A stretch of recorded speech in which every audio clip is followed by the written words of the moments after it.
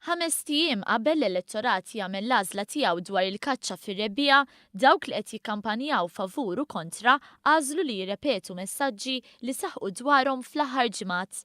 Bit-tema iva li xkonvinti li l-kaċċa fir-rebbieqa hija sostenibbli, il-kamp tal-iva bħala Maltin u Ewropej tkellem mal-medja f'Għawdex. Fost oħrajn intqal li s-sostenibilità tirriżulta mill-fatt li d-deroga tippermetti lil Malta qbit ta' 16,000 asfur biss matul ir-rebbieqa. Żiedu wkoll li minn rebbieqa sħiħa il-kaċċa ssir biss f'20 nofs ta' nar.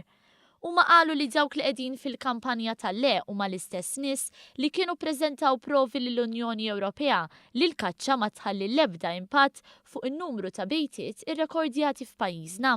Sostnew li l-elettorat imxebba bil-kampanja negattiva tal-le fejn ta' kuljum jisimgħu min ibeżżhom dwar il-kaċċaturi u li n-nies qed jifhmu aktar li l-kaċċaturi wkoll għandhom id-dritt għad-delizzju tagħhom bilanċ. Hawn sostnew li b'vot iva il-poplu jikkonferma li l-ambjent huwa priorità u li jista' jitgawda minn kulħadd b'metodi sostenibbli. Intant il-kampanja Shout ħeġġet lil pubbliku biex jiġbor id-dokumenti tal-vot. Dan għax sa tnejn filgħodu kienet baqa' 26,248 dokument tal-vot li għadhom ma nġabrux. B'referenza għal votazzjoni kmieni li saret fit tmiem il-ġimgħa intqal li l-indikazzjonijiet huma pożittivi.